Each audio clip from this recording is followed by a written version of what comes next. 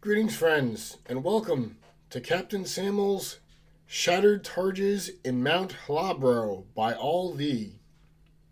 You ever been to the airport and they've got those books you can buy where if you go into a foreign country, it's got phrases in the language of the country you're going to, those little travelogue books?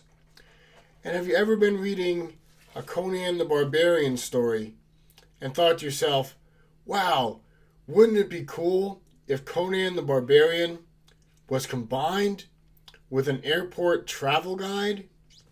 Well, if you've ever thought that, and I haven't, then this is the book for you, Prince of Scorpio. It was written by Burt Akers, which is a pen name for British author Kenneth Bulmer. It was written in 1974 and is sword and planet genre. This is the fifth book in what's called the Delian cycle. I haven't read the other books in the series. I just bought it for the cover. I was cruising through eBay, saw this book, and thought, wow, that's cool. I got to buy that.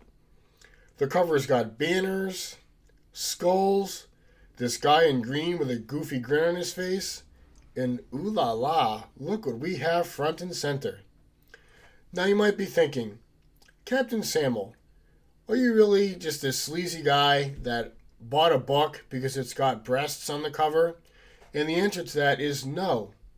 I bought this book because I love animals. And I'm going to provide proof of that later in the review. But first, the synopsis. So the protagonist, Dre Prescott, is a man from Earth who is summoned to the planet Cregan by the Star-Lords.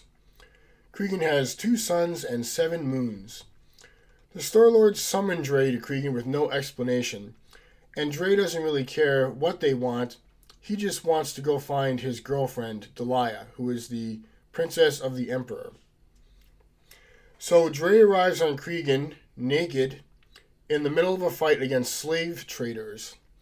And we have a combat scene where Dre kills the slave traders and frees all the slaves. So I'm reading this and I think, okay, I can get behind this. This is going to be some kind of rebellion story. Well, the action suddenly stops, and then, as told through a song, we're given this synopsis of how he freed the rest of this continent from the slave traders and became the ruler of the continent. And we don't actually get the song about his exploits. We're just told this is what the song contains. So then after that, all of a sudden, the Star-Lords teleport Dre to a different part of Cregan, where he saves some men that have just survived an air flyer crash on the top of a mountain. So he provides first aid to them, and then slides down the mountain on a handmade sled and rescues them.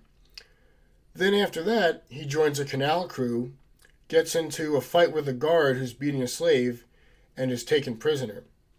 As prisoner, he's hauled before the Emperor for sentencing. And who should he meet there but his girlfriend, Delia, the Princess Majestrix, the Emperor's daughter. And this whole story, we've been told that all Dre Prescott wants is to meet his girlfriend again. Oh, he'd give anything, just to be in the same area as her, just to breathe the air that's been breathed by her. That's how much he wants to be with her. And so finally, he's before her in chains, and the whole moment is ruined by one of the most hilarious typos ever in a book, which says, I felt a breath of wind, and then I smelled a clean, sweet, fresh scent. I felt warm, soft arms go around me, all white and rosy, naked, taking me up as I was in my filth and degradation, clasping me to her beast? Wah, wah, wah, wah. So you see, those aren't breasts on the cover. The book says those are beasts. I bought this book because I love animals. Aww. Anyways, Dre is rescued from sentencing by the Emperor by some bandits. Then he joins up with the bandits, and later on, he and his bandit buddies save the Emperor from an assassination plot. So the Emperor is grateful, lets Dre marry his daughter, Delia, and the end. Okay, in terms of what I liked and didn't like about this book, As you might have been able to tell from the synopsis of the story, the book really struggles with transitions. The transitions are done suddenly and without warning and are really jarring to read. The other thing about this book is that it has a lot of typos. None of them are as distracting as the breast/beast goof, but they do detract from the reading experience. Also, the book's scenarios are dull. This is basically just a sequence of fistfights and sword fights. There's only one cool monster, and there's no other interesting scenarios, dilemmas, or set pieces. The book is all tell. It's no show. So, for example, it's repeated over and over how tough Dre is, but he never really does anything especially tough. Sometimes he wins fights, other times he loses them. He doesn't seem like any kind of a heroic figure, honestly.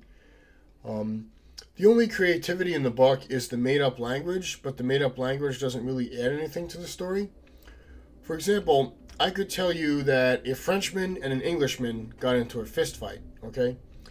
And if you change that to a Chulek and a Blue Mountain Boy get into a fist fight, it doesn't really add any depth or interest to the story. So, as another example, we're told that Cregan has 2 suns and 7 moons. But that's all that's ever done with it. We're just told that, and it serves as a backdrop. The suns never align in a certain way to make the planet too hot during certain times of the year. The moons never align in a certain way to make gigantic tidal waves. There's just nothing cool done with these ideas. They're just kind of all backdrops, really. And yeah, the made-up language detracts from the story. At the end of the book, there's actually a 22-page glossary of these made-up terms. And having to stop reading and look up what a term means at the back of the book interrupted the flow of the story, and for the most part, I didn't really bother. Some of the made-up language was also unintentionally funny. So the term Dom means pal or bro in the book, and so you've got all these dudes running around calling each other Dom, and then one of the ways that you can say goodbye to somebody on the planet is to say, happy swinging. That's because a certain part of the world, everybody lives on these platforms that swing from gigantic vines, but it's still pretty comical to hear these people go around telling each other, happy swinging.